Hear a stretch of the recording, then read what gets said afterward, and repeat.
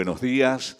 Bienvenidos al Salón de Grados de la Universidad Nacional de Córdoba, en el que a partir de este momento damos inicio al acto en el cual se hará entrega de los títulos de doctora honoris causa y doctor honoris causa de esta universidad a la doctora Sandra Díaz y al doctor Marcelo Cabido, respectivamente.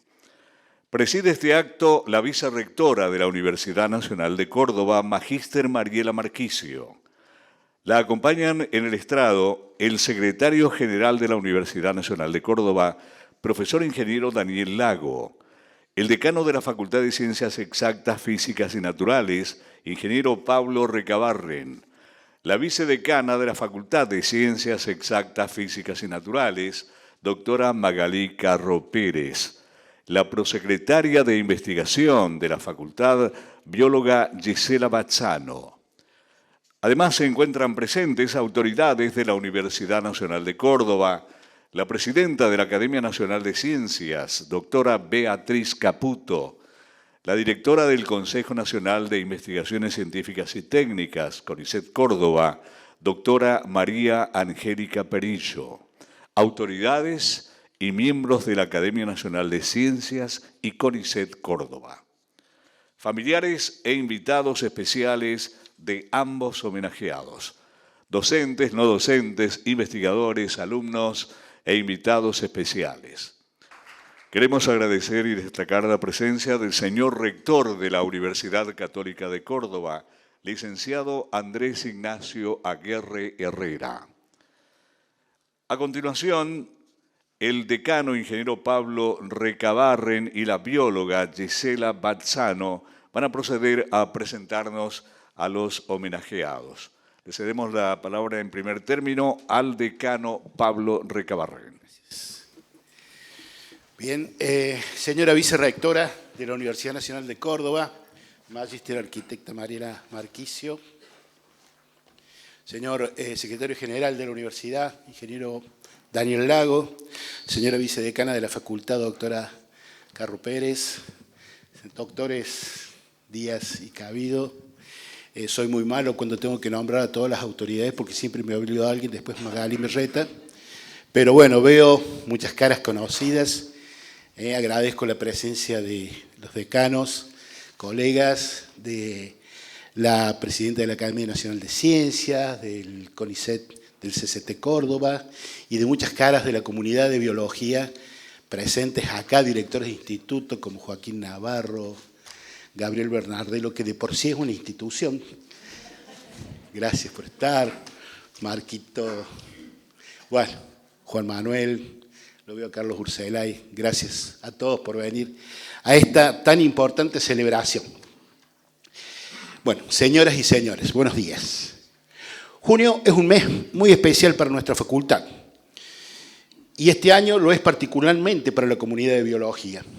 Es nuestro mes de la comunidad graduada, ya que la geología, la ingeniería y próximamente el día 27, la biología, celebran el día de las respectivas profesiones. Otras fechas importantes se suman como motivo de conmemoración. El 15 de junio, 105 años de la reforma de 1918. El 18, Día de la Ciencia en Córdoba, en el que recordamos al doctor Alberto Maiztegui. El 19 de junio es el cumpleaños 410 de esta universidad, la más antigua del país y una de las más antiguas de las Américas. Y por supuesto, el 20, Día de la Bandera Nacional, en el que recordamos al general y doctor Manuel Belgrano. Agrego en esta lista a la ceremonia de colación de grado y posgrado realizada el viernes pasado en nuestra facultad.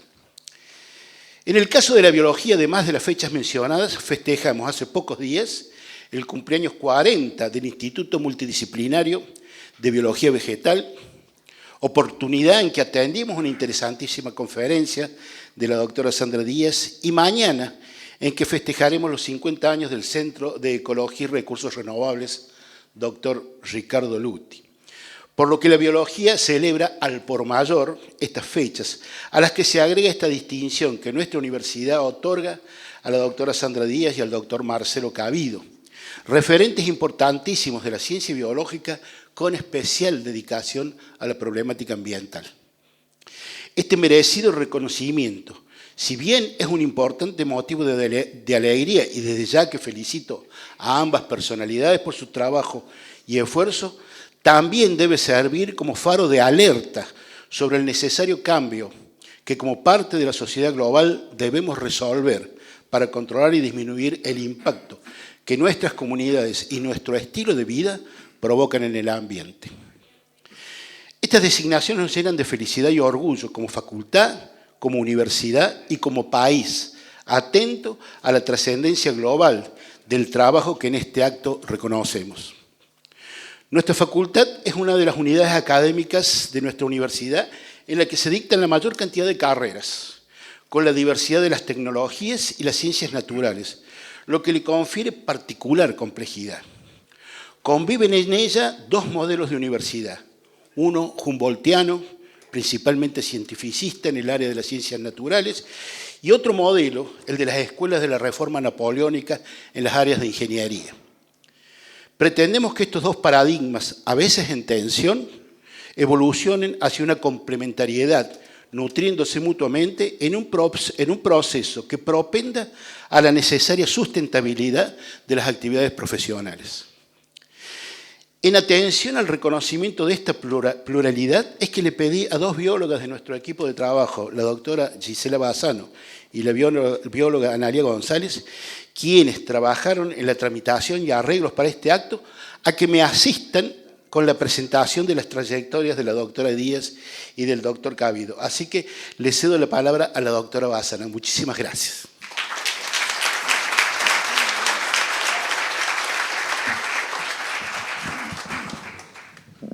Buenos días.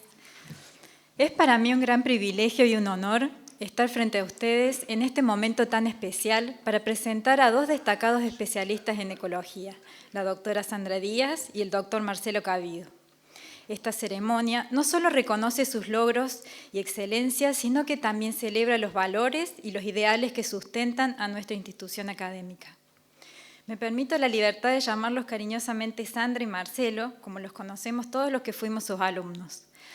Ambos son doctores en biología y desarrollaron su carrera íntegramente en Córdoba desde la Facultad de Ciencias Exactas, Físicas y Naturales como docentes e investigadores del CONICET. Su historia como investigadores comienza como becarios en el Centro de Ecología y Recursos Naturales Renovables perteneciente a nuestra facultad, bajo la dirección del doctor Luti, botánico y pionero en el desarrollo de la ecología en Córdoba, un profesor entrañable, incansable defensor de la naturaleza y comprometido con la conservación de nuestros bosques. Seguramente el doctor Luti fue fuente de inspiración para ambos. Más tarde se unieron al Instituto Multidisciplinario de Biología Vegetal, donde continuaron su labor científica, demostrando su pasión por la ciencia y su compromiso por la excelencia académica. Sandra tiene un rol protagónico en el desarrollo teórico y la implementación práctica del concepto de diversidad funcional, sus efectos sobre las propiedades de los ecosistemas y sus beneficios y perjuicios para las sociedades humanas. Actualmente es una de las referentes mundiales sobre biodiversidad y cambio climático. También es directora del Grupo Interdisciplinario Diversus y es cofundadora de TRI, la primera base de datos comunitarias de caracteres funcionales de plantas que permite, por ejemplo, modelizar el impacto del cambio global en los ecosistemas y buscar la forma de mitigarlo. Sandra ha recibido numerosos premios. Recientemente fue distinguida por la Sociedad Linneana de Londres, la organización de historia natural más antigua del mundo. Pertenece, entre otras, a la Academia de Ciencias de Francia, también una de las más antiguas. Marcelo es especialista en ecología vegetal y fitogeografía y se ha desempeñado como profesor titular de la Cátedra de Biogeografía. Su compromiso con la formación de nuevas generaciones, su capacidad para inspirar y motivar a otros, lo ha llevado a formar numerosos estudiantes de grado, posgrado e investigadores de CONICET.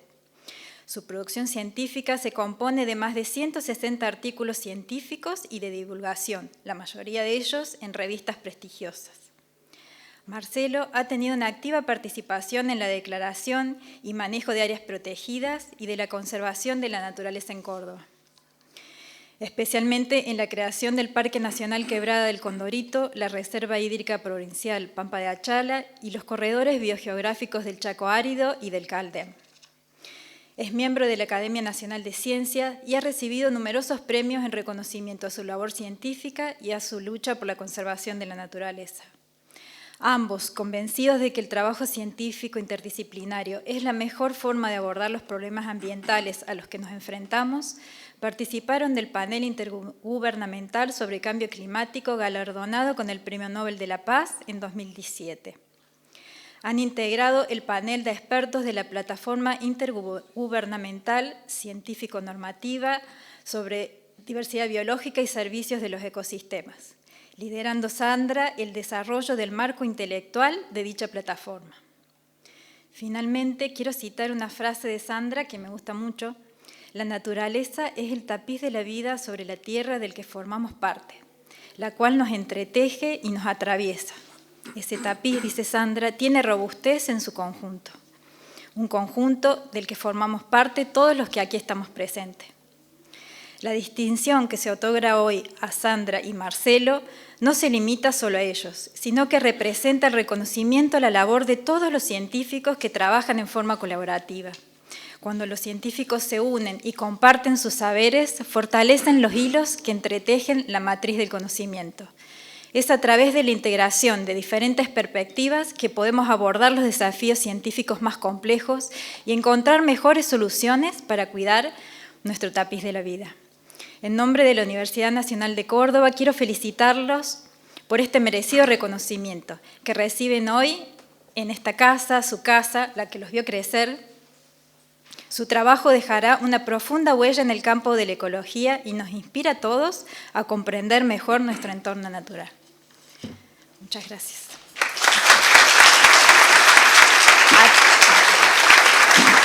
A título personal, quiero felicitar a Marcelo porque hoy cumple 70 años.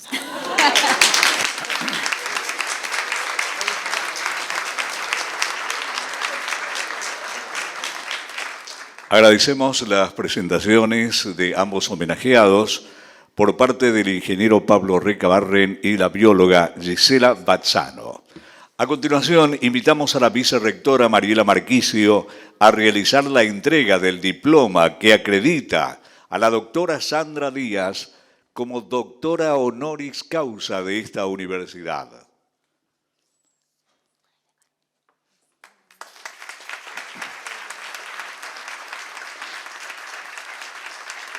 Además, el decano Recabarren le hace entrega de una medalla recordatoria de este momento.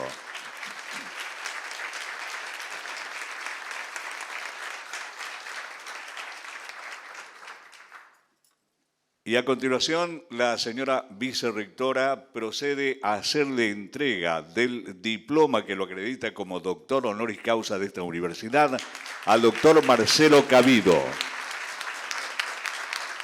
Y también el homenajeado recibe la medalla recordatoria.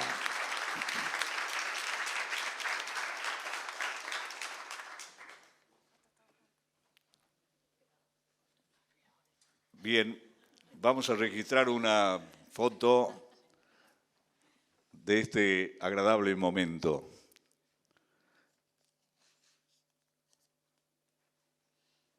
Y a continuación, invitamos a hacer uso de la palabra a la flamante doctora honoris causa de la Universidad Nacional de Córdoba, la doctora Sandra Díaz.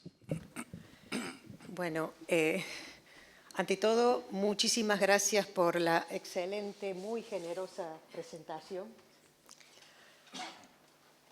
Indiscutiblemente, las universidades públicas son la columna vertebral, el corazón palpitante de la vida científica y académica de la República Argentina. Y en particular, la Universidad Nacional de Córdoba, con todos los aportes a lo largo de la historia, con su pujanza, con sus contradicciones, ha tenido un lugar fundacional en la historia y la vida política, social e intelectual de nuestro país. Con ese rol tan particular que siempre ha tenido, por un lado siendo el sitio histórico de pertenencia de quienes venían de linajes antiguos y cercanos a la manzana jesuítica, pero también formando parte de los sueños de otra gente, de gente del interior del país, gente humilde, proletaria, para quienes tener un hijo o una hija egresadas de la Universidad Nacional de Córdoba, en un momento empezó a ser un sueño posible y se transformó en la aspiración de toda una vida de trabajo duro. Es en este segundo contexto que a los 17 años fui recibida por esta universidad, con todas mis ganas y también con todas mis limitaciones y mis temores.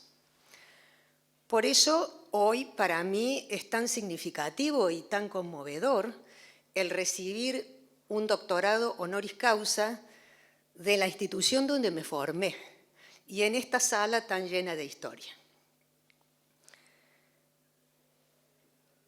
Creo que decir que decidí iniciar la carrera científica para servir a mis semejantes no sería toda la verdad, porque eso ocurrió un poco tardíamente. En realidad, lo que me decidió, lo que me impulsó a seguir el camino científico, al principio al menos, fue simplemente la pasión por el conocimiento en sí. La pasión por la naturaleza, ese hormigueo visceral que sentía y todavía hoy siento al ver una planta, un animal o un paisaje notable por primera vez. Y también esa otra pasión más intelectual, más seca y abstracta, por averiguar si por debajo de la exquisita, casi infinita variedad de formas y funciones de las plantas y de los animales existían algunas pocas leyes, algunos pocos patrones biológicos generales. Y fue este último interés el que nos llevó a describir por primera vez el espectro funcional mundial de las plantas, algo así como un mapamundi de todas las plantas que existen en el planeta, desde las araucarias a las lentejas de agua, desde los chamicos a las colas de quirquincho, desde los cocos a las orquídeas, lo que llamamos el espectro global de forma y función de las plantas. Dicen algunas malas lenguas por ahí que en realidad me dediqué a los patrones generales de ecología funcional porque era demasiado desprolija e impaciente con los detalles como para ser una buena taxónoma vegetal. Y creo que algo de razón pueden tener. Y también dicen esas malas lenguas que mi falta de sentido del detalle es solo comparable a mi empecinamiento por tratar de hacer cosas que todo el mundo sabe no se pueden hacer, lo cual me llevó a meterme en todo tipo de líos. Y ahí sí creo que sí tienen razón. Con eso, de esa descripción me identifico. Y uno de los líos más recientes en los que me metí fue en tratar de hacer un balance del estado de la naturaleza y su relación con la gente en todo el planeta en los últimos 50 años y hacia las décadas futuras, y no solamente desde la perspectiva de la biología, sino de otras disciplinas y otras epistemologías, algo que claramente no se podía hacer. Y lo hicimos en 3 años. Pero claro, no es que lo hice yo sola, sino que, como la gran mayoría de las cosas que he hecho en ciencia, fueron tareas colectivas en conjunto con decenas y a veces cientos de colegas. Y creo que son estas gestas colectivas, esto de mucha gente trabajando con una visión común, este es el secreto que hace que las cosas imposibles se puedan hacer. Y una de las cosas que aprendí en esta aventura fue que esos animales y plantas que tanto me apasionaban y que estudié de forma separada al principio de la carrera, en realidad no están aislados, sino que todos los seres vivos, incluyendo las personas, por supuesto, estamos entretejidos, estamos entrelazados en un tapiz intrincado que llamamos naturaleza. Gracias, Gisela, por adelantar la frase. La naturaleza es esa jungla remota que vimos en los documentales y nos encantaría conocer, por supuesto, pero también son los baldíos del barrio, también es el yuyal al borde del Suquía, es el plato de comida que ponemos en la mesa todos los días. La naturaleza también es el microbioma, ese conjunto tan diverso de microorganismos que llevamos en el intestino y es tan fundamental para nuestro bienestar. Por eso es que decimos que la naturaleza literalmente nos atraviesa y tenemos una dependencia muy profunda de ella y a su vez la afectamos profundamente todos los días, nos demos o no nos demos cuenta. Las contribuciones de la naturaleza son la base física de nuestra supervivencia y de nuestra economía, regulan el clima, regulan la distribución del agua en el planeta, subyacen a todos los aspectos de nuestra salud y también son la inspiración para nuestra vida intelectual y artística y nuestro sentido de la identidad. Y además, todas las interacciones sociales entre seres humanos, todas nuestras relaciones de poder, están mediadas por el cuerpo de otros seres vivos. Si ustedes se ponen a pensar, van a ver que la enorme mayoría de los procesos históricos y económicos y sociales tienen metido en el medio, a veces de un modo muy relevante, algún animal, alguna planta o algún microorganismo. Y también, dado que compartimos un ancestro común, y compartimos montones de genes y procesos metabólicos y enzimas con el resto de los seres vivos, todos aquellos procesos, todas aquellas sustancias que externalizamos al ambiente, voluntaria o involuntariamente, para afectar a esos seres vivos, inevitablemente, tarde o temprano, regresan por las hebras de la vida hacia los seres humanos. Se nos vuelven en contra. Y esto que digo, para quien no le hubiera quedado totalmente claro, creo que la pandemia COVID fue el ejemplo definitivo, que ilustra esto que estoy diciendo. Otro hecho que ahora sabemos es que este tapiz de la vida se está deshilachando muy rápidamente. Y creo que este no es ni el momento ni el lugar para aburrir a nadie con tecnicismos, así que no se preocupen, pero me gustaría mencionar 2 o 3 cifras.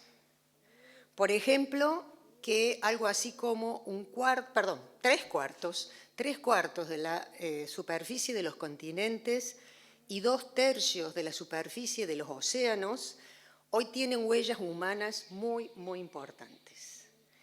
Y se estima que algo así como 1 millón de especies de animales y plantas estarían amenazadas con la extinción.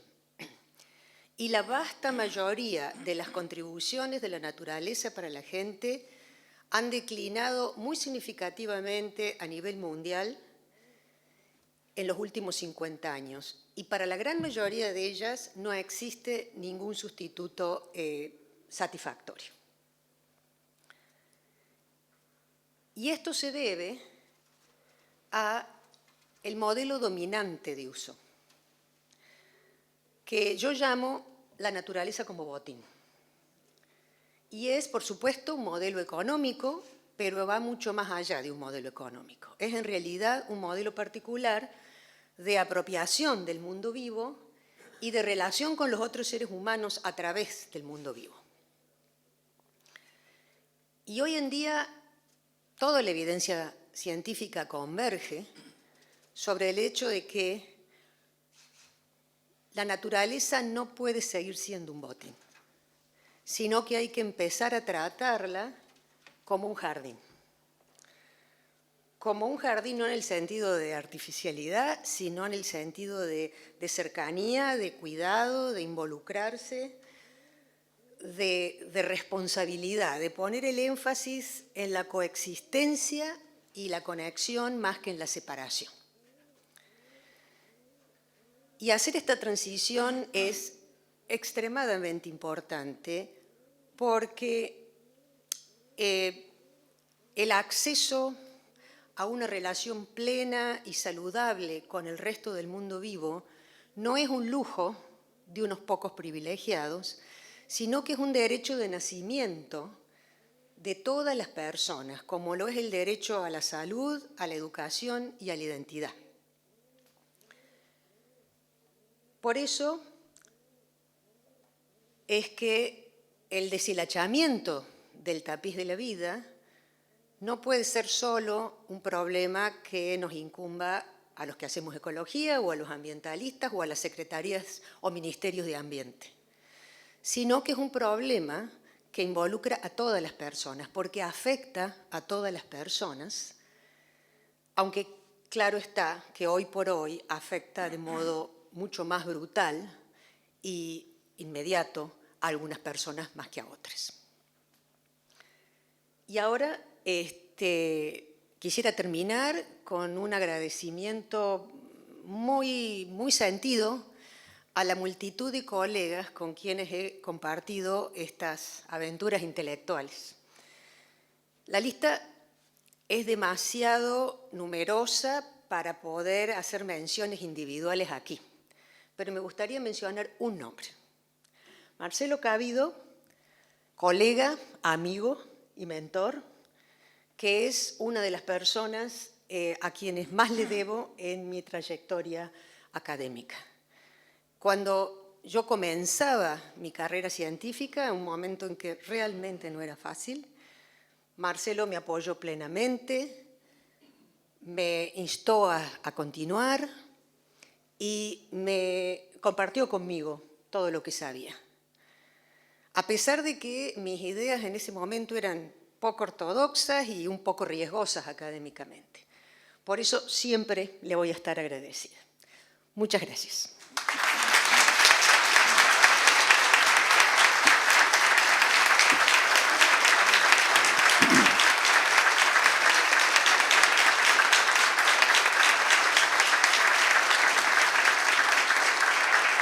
Muchas gracias por su exposición, doctora Sandra Díaz. Y ahora tendremos el agrado de escuchar a nuestro segundo doctor honoris causa de la Universidad Nacional de Córdoba, que nos va a hablar, y es el doctor Marcelo Cabido.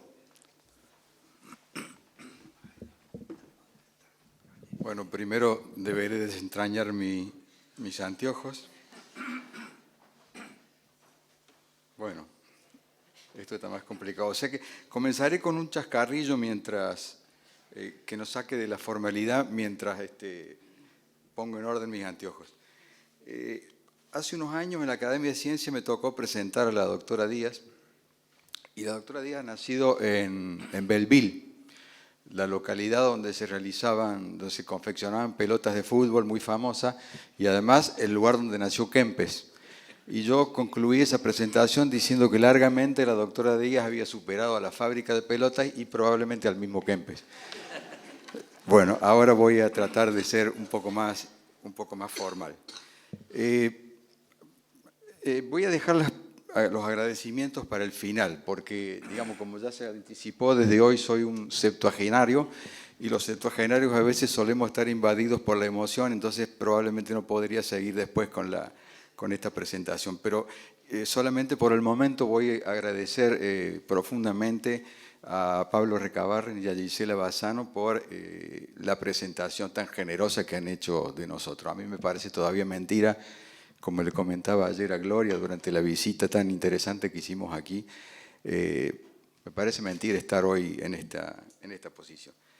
Como yo he solido ser un poco divagante en mis clases, los alumnos saben que el tema que yo tenía preparado para una clase generalmente me tomaba 2 clases, porque entre anécdotas y dimes y diretes yo me iba yendo por las ramas. Después tomé unos cursos de didáctica y pedagogía y con esa instrucción entonces logré que en vez de llevar una clase a 2, la llevaba a 3. O sea que esto, bueno, no redundó en beneficios muy significativos para los estudiantes. De modo que tengo una guía que parece muy larga, pero ha sido confeccionada en algunos trasnoches de los últimos días, así que supongo que va a pasar rápido. Y voy a ir guiándome para no exagerar la dedicación de ustedes. La verdad que hoy siento una enorme alegría por estar aquí, sobre todo en este recinto de esta universidad, la más antigua del país y una de las más antiguas del continente. Precisamente el lunes acaba de cumplir, creo que 410 años, y además estar en este recinto, por un lado estimulante y por otro lado atemorizador, es verdaderamente una alegría enorme y siento un enorme honor de estar aquí compartiendo este tiempo con ustedes.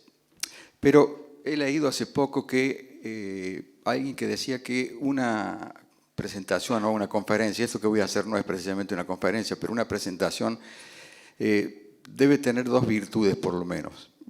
La primera es que el principio sea estimulador y la segunda que tenga unas conclusiones interesantes, pero sobre todo que el espacio entre el principio y el final no sea demasiado prolongado para no sea demasiado pesado con los que están escuchando. Sondeando en algunas definiciones de qué es un honoris causa, encontré una que creo que se ajusta a la formalidad del caso, y que dice que un doctorado honoris causa, cuyo significado en latín es por causa de honor, es un título honorífico universitario que se otorga a personajes destacados que han realizado contribuciones significativas en un campo específico, han servido de manera destacada a la comunidad o bien como un reconocimiento a su trayectoria. Yo creo que ni mis hijos creen que yo estoy en este marco, pero de cualquier manera es un enorme placer compartir este momento con todos ustedes. Como les dije, dejaré los agradecimientos hacia el final. Ahora solamente me referiré, espero que en forma breve, a lo que creo yo que pueden haber sido los aportes fundamentales que he realizado en mi carrera. Me tomaré un minuto antes para presentar lo que es para nosotros. La mayoría de la gente que está presente aquí probablemente no ha cultivado la ecología como una ciencia, entonces simplemente en un minuto haré una descripción muy rápida de la ecología. La ecología es una ciencia que podríamos decir para todos, de y para todos. Prácticamente todos los que estamos presentes aquí, probablemente la mayor parte de los habitantes del planeta, en algún momento han estado en contacto con algún problema ambiental o con algún problema que podemos definir como problema ecológico. A pesar de esto, la ecología no es una ciencia fácil.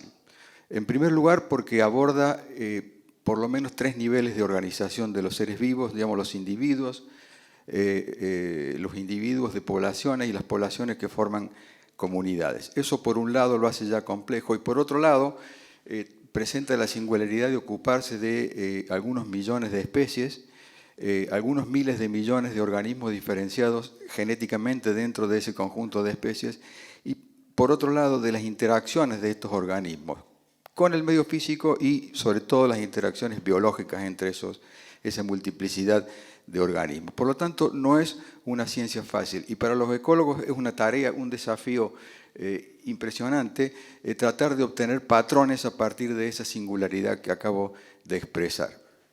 Dicho esto, trataré de sintetizar cuáles han sido los aportes y de qué manera en algún momento he tratado de resumir esa singularidad, esa complejidad de la ecología en algunos patrones que probablemente no los he alcanzado en todos los casos. Cuando intenté buscar, digamos, de qué manera había yo abordado esta ciencia de la ecología que acabo de definir como compleja, encontré una referencia de un matemático de hace aproximadamente unos 100 años, matemático y filósofo Alfred Whitehead, quien dijo a los científicos, aconsejó a los científicos, y esta referencia es más pertinente que nunca cuando se aplica a la ecología. Busquemos la simplicidad, pero si hemos obtenido la simplicidad, por favor, dudemos de ella. Es decir, esto está pintando de alguna manera la complejidad de esta ciencia. En este contexto trataré de rescatar lo que pueden haber sido algunos aportes de mi trayectoria. Cuando pensé en eso, en verdad, al principio me costó detectar algunos íconos fundamentales, pero hace pocos días, en una reunión familiar, unos sobrinos, y probablemente también mi hija que está aquí presente, me advirtieron que habían encontrado mi nombre en Wikipedia. Discúlpenme el nuevo chascarrillo, pero aparecía mi nombre en Wikipedia. Y en Wikipedia decía, bueno, algunos de los logros o los alcances que había tenido mi actividad científica. Y decía, Cabido es experto en la flora de Argentina y en técnicas para estudiarla. Parcialmente fake news, como dicen ahora. En segundo lugar, utilizando sensores remotos ha producido uno de los primeros mapas de uso de la tierra y cambios en la cobertura de la vegetación de Argentina. Si se quiere, aceptable. En tercer lugar, tiene experiencia en la planificación de planes textuales, planificación de planes de monitoreo de áreas protegidas, habiendo trabajado en conjunto con la Administración de Parques Nacionales de Argentina y la Secretaría de Ambiente de la provincia de Córdoba.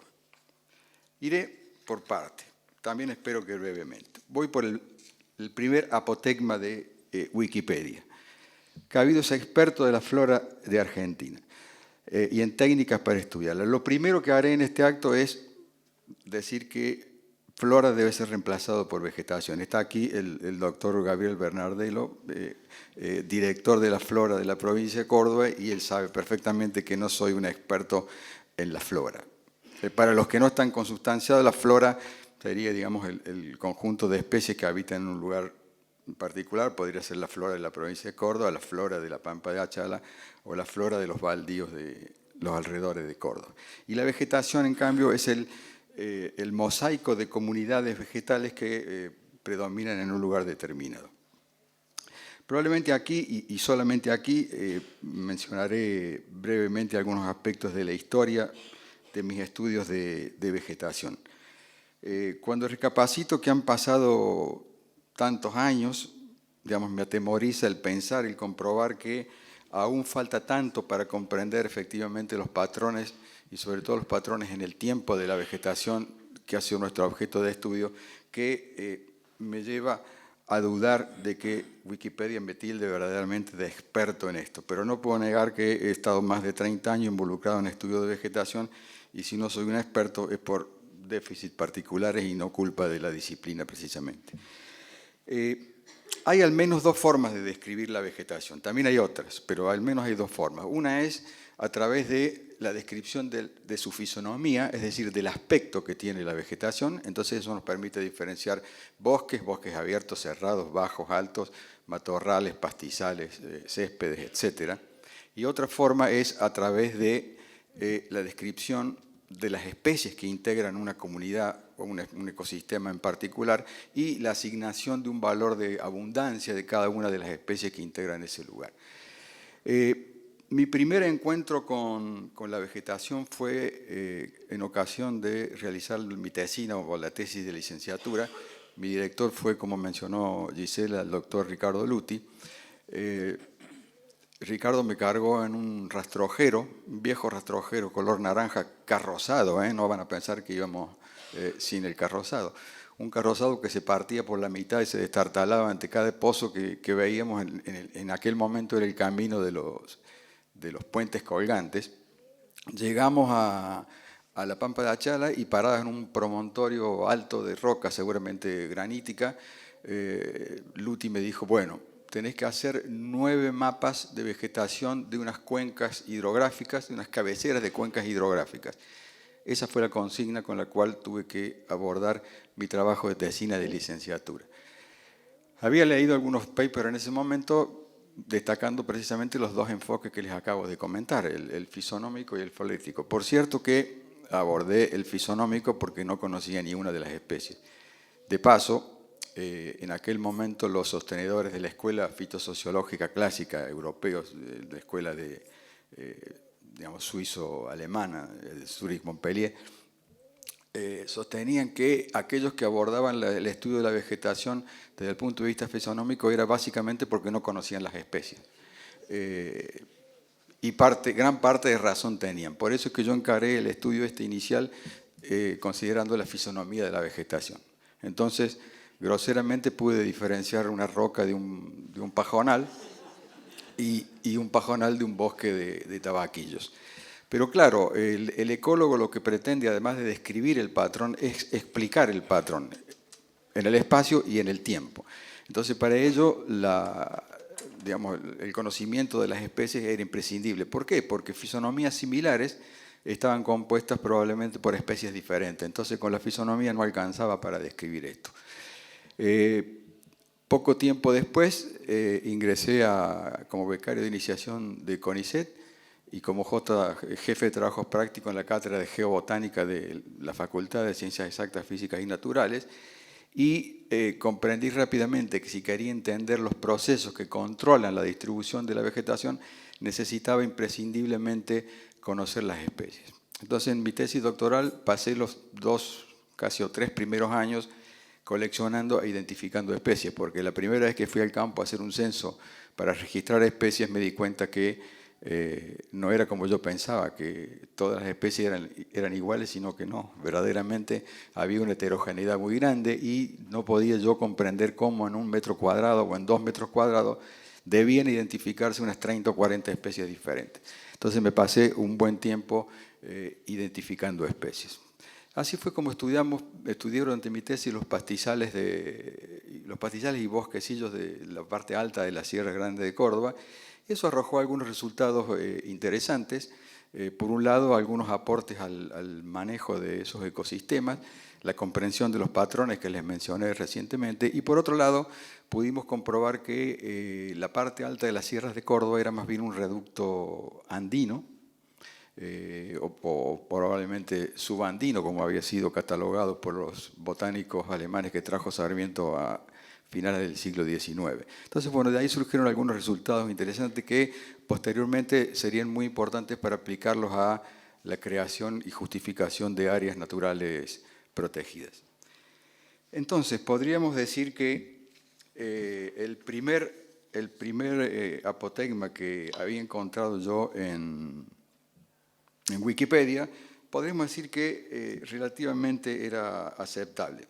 Cabido tiene un cierto grado de conocimiento de la vegetación de Argentina y de las técnicas para estudiarla.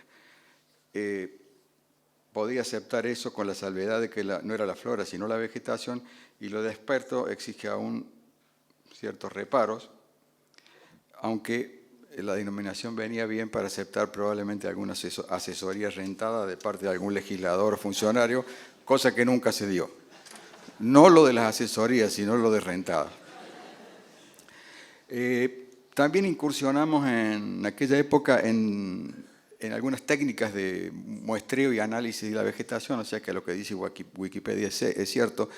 Como algo innovador podría yo decir que probablemente fuimos los primeros, por lo menos en el centro del país, digamos, excepto la capital federal, fuimos los primeros en incursionar en métodos de análisis multivariados, lo cual para la época era toda una novedad. No existían en ese momento las computadoras personales. Con Sandra y otra compañera, Alicia Acosta, que hoy es profesora en la Universidad de Roma, grabábamos los datos en el Centro de Cómputos de Ciencias Económicas, donde había una, creo que se llamaba VAX, una computadora que ocupaba aproximadamente unos 20 o 30 metros cuadrados, y uno grababa los datos en unas cintas enormes que todavía están girando en algún lugar de esta facultad, de la Facultad de Ciencias Exactas seguramente. Pero bueno, podríamos decir que también ahí innovamos parcialmente. Y algo que probablemente no tiene mucho que ver con nuestro desarrollo científico, pero creo que también fuimos innovadores gracias a a una técnica, un personal de apoyo de CONICET que teníamos, que nos preparaba unas imágenes espectaculares y podíamos ir a congresos y clases presentando unas imágenes notables. Creo que después eso se difundió, lógicamente, ni hablemos con la aparición del PowerPoint, pero en aquel momento fue también innovador. Bueno, posteriormente extendimos estos relevamientos que habíamos hecho en la Sierra de Córdoba a otros territorios de oeste y norte de Córdoba, básicamente los bosques que conocemos como bosques chaqueños, no por la provincia fitogeográfica del Chaco, sino por la región del Gran Chaco. Y también hicimos algunas incursiones en la provincia de La Rioja y la provincia de San Juan. Afortunadamente he visto acá un querido amigo sanjuanino que está trasladado a Córdoba, un biólogo histórico de nuestra facultad, y me ha dado una gran alegría verlo aquí presente. Hasta el momento en que utilizamos esa BACS del Centro de Cómputo de Ciencias Económicas, todo el hardware y software con el que contábamos era papel y tijera. Faltaba la piedra, la roca, pero efectivamente era papel y tijera. Si ustedes vieran las tiritas y demás que cortábamos, que era un proceso iterativo similar al que hace una computadora, pero era con papel y tijera. Bueno, entonces podríamos aceptar parcialmente el primer apotegma de Wikipedia. El segundo de Wikipedia dice, utilizando sensores remotos, ha producido uno de los primeros mapas de uso de la tierra y cambios en la cobertura de la vegetación de Argentina. A partir de los 90, y bajo el influjo de un tesista, el doctor Marcelo Sack, actualmente profesor en la Facultad de Filosofía, empezamos a complementar los estudios detallados de campo con la información proveniente de imágenes de satélite. Esto nos permitió, por un lado, trabajar a mayor celeridad y por otro lado, nos permitió expandir la superficie que habíamos muestrado originalmente y gracias a esa expansión pudimos en los últimos años publicar un libro con la información de La Rioja. Recientemente, hace unos pocos días, hemos publicado un artículo sobre todo el Chaco árido con varios colegas y eso lo pudimos hacer efectivamente gracias a la incorporación de esta tecnología. Hoy en día el uso de imágenes satelitales está amplísimamente difundido, pero en aquel momento sí puedo aceptar lo que dice Wikipedia, que fue probablemente los primeros mapas de vegetación basados en datos fuertes, detallados, digamos, de campo con el control de imágenes satelitales.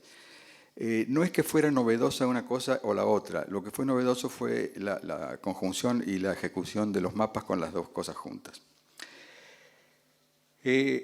Estos inventarios originalmente habían perseguido el objetivo de establecer patrones de vegetación. Yo he andado errante por el mundo tratando de descubrir patrones de vegetación por cuántos lugares he transitado en mi vida, particularmente en el centro de Argentina, pero además nos permitieron comprobar el grado de conversión que tenían los sistemas de bosques, particularmente en Córdoba, pero también en algunas provincias vecinas, y nos permitió cuantificarlo, y creo que también ahí fuimos de alguna manera originales, en el sentido de poner en números procesos que ya se venían discutiendo en el país y en el mundo de hacía tiempo, ¿no? Ahí pudimos comprobar que la desaparición de bosques de Córdoba se estaba produciendo a una de las tasas más altas del planeta. Entonces, digamos, nuestros datos revelaban que estábamos perdiendo los bosques y en las décadas del 90 y lo que va del siglo, el fenómeno se ha extendido dramáticamente a todas las provincias del norte argentino y hoy proliferan los trabajos que dan cuenta de esa conversión de bosques en otro tipo de ecosistemas, ¿no? Entonces, pero en el momento probablemente Wikipedia tiene razón, fuimos de alguna manera innovadores en ese sentido.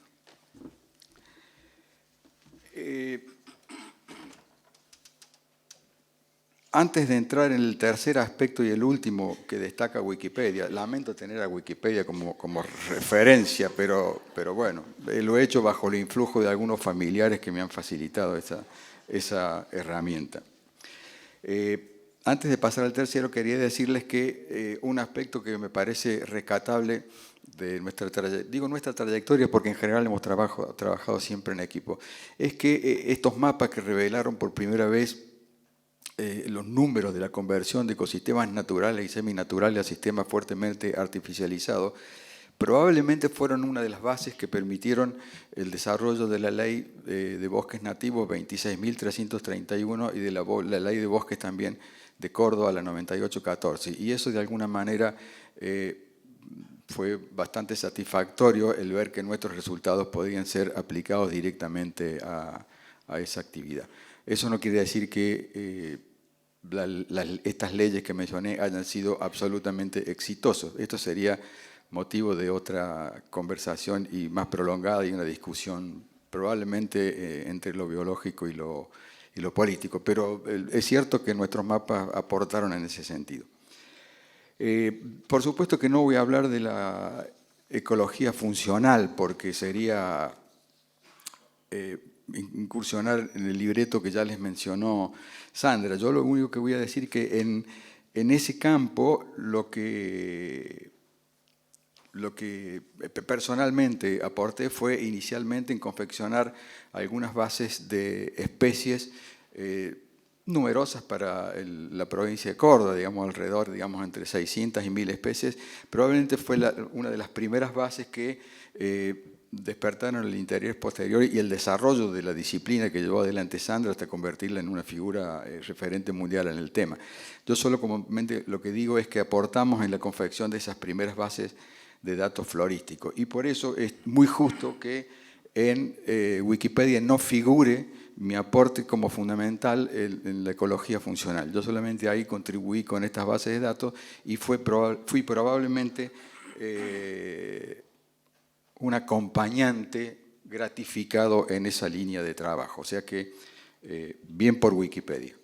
Y el tercer y último punto que menciona Wikipedia es que además Cabido tiene experiencia en la planificación de planes, como les dije textuales, de monitoreo de áreas protegidas, habiendo trabajado en conjunto con la Administración de Parques Nacionales de Argentina y la Secretaría de Ambiente de la provincia de Córdoba.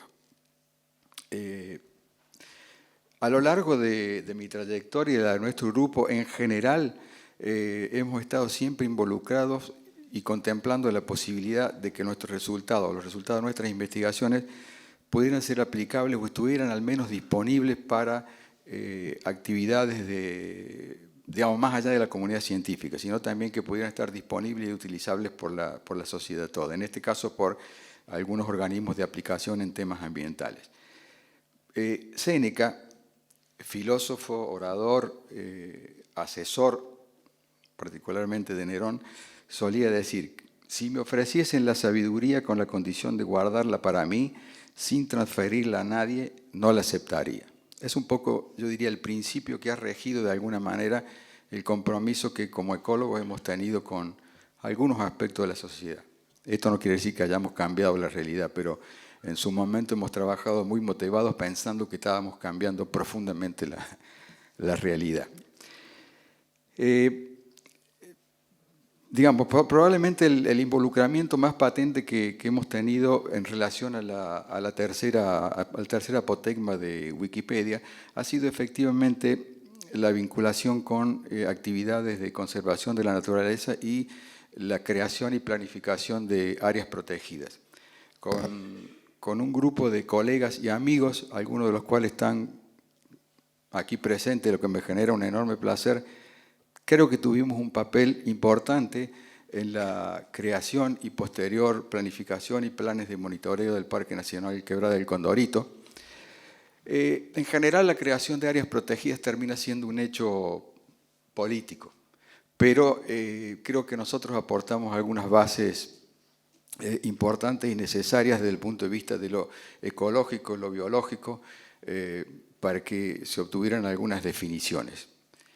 Como les digo, finalmente la creación del Parque Nacional Quebrada del Condorito surgió de un acuerdo Menem-Angelos, de una ley provincial cediendo la jurisdicción de la tierra y de una ley nacional creando el parque. Pero a la hora de recibir apoyos que fueron muy significativos del GEF, Global Environmental Facilities, pudimos aportar cuestiones interesantes. Recuerdo que en una reunión con los funcionarios del Banco Mundial y de otros organismos internacionales, le pidieron en aquel momento al secretario creo que era el secretario de Áreas Naturales, Tito, perdón si me estoy equivocando, que justificara el porqué de la creación de este parque para ver si recibía una donación del GEF. El GEF en ese momento estaba poniendo 10 millones de dólares para la creación de 10 áreas protegidas en la provincia de Córdoba.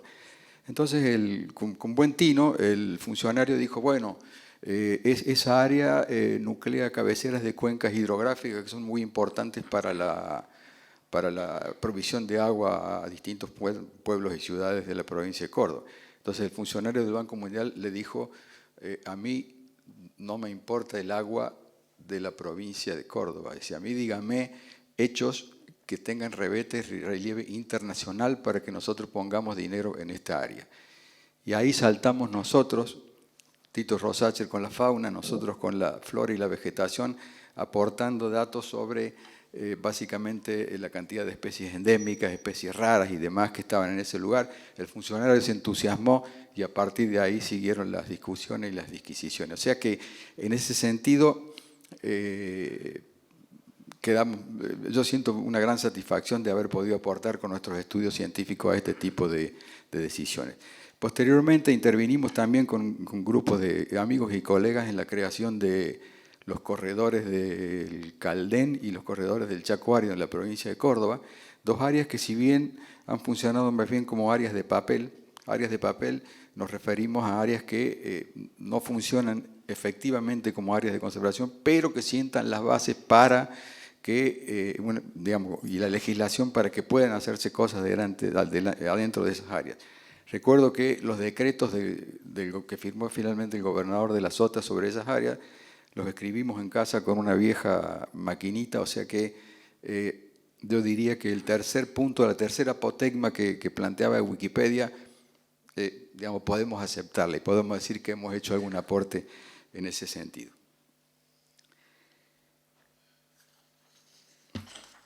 Ya voy terminando, no se preocupen. Solamente quería hacer un par de reflexiones. Yo creo que no hay tantas oportunidades que uno está frente a un público como ustedes y en esta situación. A veces uno cree que esto tiene una trascendencia que por ahí queda en el ámbito académico, pero bueno, a lo mejor te entrevista un periodista o algo, entonces uno termina siendo más relevante de lo que pensaba. El acontecimiento que estamos viviendo hoy se produce unos 43 años después de mi primer contacto con la ciencia ecológica. Mucho ha cambiado en este tiempo, en la ecología como ciencia, en el mundo que nos rodea y como era de esperar también en nosotros, evidentemente. Si yo les mostrara una foto mía de hace 43 años no podrían creerlo. En estos días, con motivo del Día del Padre, la familia me ha sorprendido con una foto en la cual no la acepto, no me reconozco. Muchos de los sistemas que observábamos en el centro de Argentina hacia aquellos años, parece poco, pero es notable. Yo recuerdo que salíamos de Anfunes, por ejemplo, de Anfunes hacia el norte, y los primeros viajes yo vi que eso era toda una cobertura continua de bosques. No estoy haciendo un juicio aquí de valor sobre la agricultura ni nada. Yo creo que Argentina tiene un territorio en el cual podemos hacer de todo bien hecho, ¿no? Les decía, muchos de esos ecosistemas que observábamos en aquella época en el centro de Argentina han desaparecido y probablemente estemos enfrentando un proceso de extinción en masa, como mencionaba Sandra hace un rato y Gisela, relacionado a los cambios globales en el clima y en el uso del suelo, además de otros cambios, que está reflejado en lo que muchos han bautizado en el tiempo en que vivimos como el antropoceno. Los geólogos han caracterizado las eras y periodos geológicos con distintos fósiles, distintas litologías, distintas rocas, etc. El antropoceno, que algunos dan como comenzado hace unos 50 años aproximadamente, tiene como rasgos característicos, la huella que nos va a dejar es el hormigón, el plástico y algunos isótopos de radioactivos, producto de básicamente de los ensayos y las explosiones nucleares. Yo sé que hay muchos geólogos que niegan el antropoceno y comprendo perfectamente el criterio, pero es un concepto muy cómodo para interpretar el tiempo que estamos viviendo. Además de la generación de resultados para la comunidad científica y alimentar la incipiente teoría ecológica, creo que aplicar los principios que surgen del estudio de la ecología es hoy una necesidad práctica imprescindible. Yo no tengo duda que el bienestar de la humanidad en el futuro está totalmente o estará totalmente relacionado a la calidad del ambiente en el que vivamos. Y los ecólogos tenemos un partido duro que jugar en este campo. Dejo de lado Wikipedia y llega el momento de los agradecimientos. Probablemente lo más importante de esta mi presentación, que lógicamente no logré el propósito de que el principio y el final sean muy estrechos, pero bueno, aquí estoy. A veces uno toma la palabra y como te dejan hablar poco en casa... bueno, digamos, hay tantas... Yo nunca fui demasiado de sensibilizarme. Es más, mi padre solía llamarme como corazón de piedra, porque había llevado varias novias en un lapso breve y entonces es como que ellos se encariñaban y aparentemente yo no, pero no era tan así. Pero es probable que me emocione en este trayecto, pero bueno, sepan disculparlo. Hay tantas personas e instituciones a las que debo agradecer que probablemente cometan la injusticia y me olvide de alguien. Me acaban de definir como un neoseptuagenario, entonces la memoria empieza a fallar y probablemente ese olvido se deba a ese hecho. Empezaré agradeciendo a la Universidad Nacional de Córdoba y los distintos organismos y reparticiones, pero con énfasis en la Facultad de Ciencias Exactas, Físicas y Naturales. La Universidad Nacional de Córdoba me permitió recorrer el camino yo he definido como aventuroso desde alumno de grado y ayudante alumno hasta profesor titular, con todo lo que ello implica,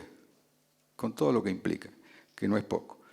Pasar por la universidad pública ha sido una experiencia inolvidable y, por cierto, muy recomendable. Este agradecimiento es extensivo a todos los docentes que han contribuido en nuestra formación. Vaya también mi agradecimiento al Centro de Ecología Ricardo Luti, que fue el lugar donde inicié mi actividad universitaria de posgrado. Al CONICET, que también nos ha cobijado y permitido una carrera siempre ascendente e igualmente venturosa. En particular al Instituto Multidisciplinario de Biología Vegetal, que nos ha permitido desarrollar nuestras investigaciones con absoluta libertad y sin condicionamientos. Hoy, en la persona de la directora del CCT, la doctora Perillo. Al Ministerio de Ciencia de la provincia de Córdoba y al desaparecido CONICET, que en distintas oportunidades han subsidiado nuestras investigaciones. A varias otras instituciones y organismos nacionales e internacionales que, entre otros apoyos, han financiado nuestras pretenciosas investigaciones. Quiero dejar un especial agradecimiento. Seguramente no voy a respetar la jerarquía, pero es que los ecólogos solemos no ser jerárquicos, aunque los viejos fitosociólogos sí eran muy jerárquicos. Especial agradecimiento al señor decano de la Facultad de Ciencias Exactas, Físicas y Naturales, ingeniero Pablo Recabarren, básicamente por poner sus ojos en nosotros para esta instancia memorable. Disculpen la posición. También a la vicedecana de nuestra querida facultad, Magalí Carro Pérez, a quien he conocido en estas instancias. Y un agradecimiento especial a Gisela Bassano, quien ha debido sufrir con la escasa adicción de los ecólogos a las cuestiones protocolares. Es decir, muchísimas llamadas, muchísimas dudas de nuestra parte, a quién invitás, no invitás, decidite, venís mañana, venís pasado. Bueno, muchas gracias Gisela por todo esto. A las autoridades de nuestra Universidad Nacional de Córdoba, dejo un saludo al señor rector magíster John Boreto y particularmente a la vicerrectora magíster Mariela Marquisio. A los consejos directivo y superior de la facultad y la universidad, respectivamente, por aprobar la iniciativa presentada por el ingeniero Recabarren. Cuando el ingeniero Recabarren me llamó consultándome, lógicamente se aceptaba este honor. Yo estaba, les comentaba hace un rato en el café previo, estaba en Santiago del Estero, metido ahí en medio de unos bosques de quebracho colorado, itín, etcétera, con un calor agobiante y rodeado de dengue por todos lados. Y bueno, al principio dudé, le dije al señor decano, bueno, yo ya tengo un doctorado de la Universidad Nacional de Córdoba, pero me pareció muy oportuno seguir adelante con el trámite. Bueno, a todas las autoridades presentes en este acto, como dijo el mismo ingeniero Recabarren, Pablo, yo tampoco soy bueno para nombrar a todas, pero tenemos aquí ilustrísimas autoridades. Solo voy a mencionar a la doctora Perillo, que ya la nombré, y a la doctora Beatriz Caputo, presidenta de la Academia Nacional de Ciencia, con quien hemos trabajado 2 años con todo encono y he podido comprobar su enorme dedicación. Agradecer a todos los presentes que han prácticamente colmado esta sala. Se ve que con la doctora Díaz somos, digamos, guardamos alguna popularidad todavía y, digamos, han soportado esta presentación. Como les dije, seguramente no ha logrado cortar la brecha entre el principio y el final. Por muchísimos motivos quiero agradecer aquí especialmente que mis posibles méritos, dudosos méritos y los logros que errónea o acertadamente se expresan en Wikipedia se basan en que siempre he estado acompañado por un espléndido grupo de investigadores, profesores, becarios, estudiantes y técnicos que han compartido mi vida académica y de quienes, sin lugar a dudas, he aprendido muchísimo más de lo que he logrado transmitirles. Con orgullo veo que varios están aquí y presentes y han compartido este gratísimo momento y este camino que es la vida académica. Quiero agradecer también especialmente a los estudiantes de grado, seguramente ellos ni se enterarán, que tantas veces han desnudado mi ignorancia ante preguntas sabias que han demandado esfuerzos renovados de mi parte para una respuesta decorosa, que no siempre ha llegado, por cierto. Yo solía tomar unos exámenes con preguntas cuya respuesta no existía, no estaba dada por la ciencia. Entonces, cuando los alumnos me consultaban, yo debía decir obligadamente, no sé. Ellos pensaban que era de odioso, pero no, es que tenían que elaborar una respuesta en base a las teorías que se habían estudiado. Quiero agradecer muy especialmente a mi familia, la pequeña y la grande, siempre presente, siempre oportuna y comprensiva. Más que agradecerles, ofrendo esta trayectoria a la familia. Y finalmente, a riesgo de parecer un delirante, quiero agradecer a quienes no hablan, o al menos no lo hacen como seres racionales, y que generosamente se han prestado como nuestros objetos de estudio. Quiero agradecer a los algarrobos, los quebrachos, los tabaquillos, las pajas bravas, más de 2000 especies de planta y toda la fauna y biota asociada, desde bacterias y virus hasta hongos, que, como decía Sandra, conforman la trama de la vida y la naturaleza que queremos conservar para las futuras generaciones. Si me permiten, y sé que estoy muy excedido, pero quiero hacer una reflexión final, dejando un mensaje, diría yo, halagüeño o, si se quiere, adulador, particularmente para los jóvenes. Ayer, mientras me informaba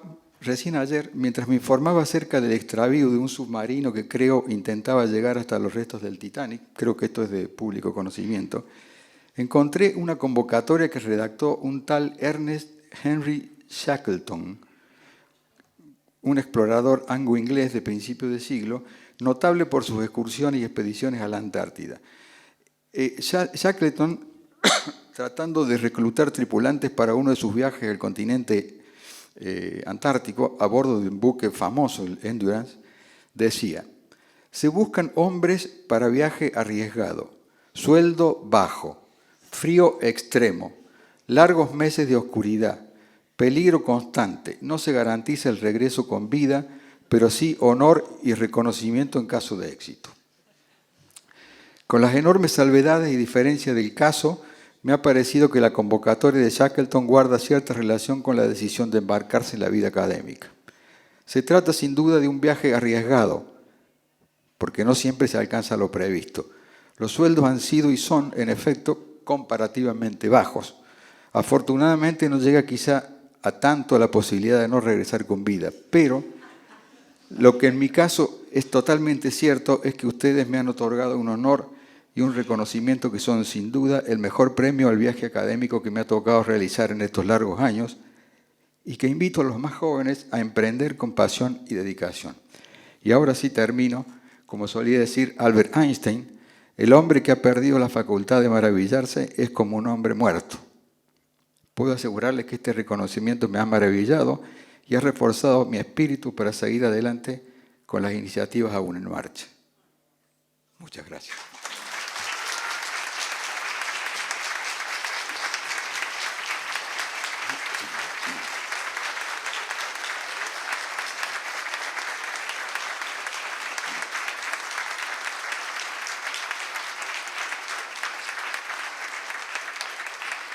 Muchas gracias por su presencia y su presentación, doctor Marcelo Cabido, y también muchas gracias a todos ustedes por su presencia. Y con los acordes del himno universitario Gaudeamus Igitur cerramos esta ceremonia. Muchas gracias.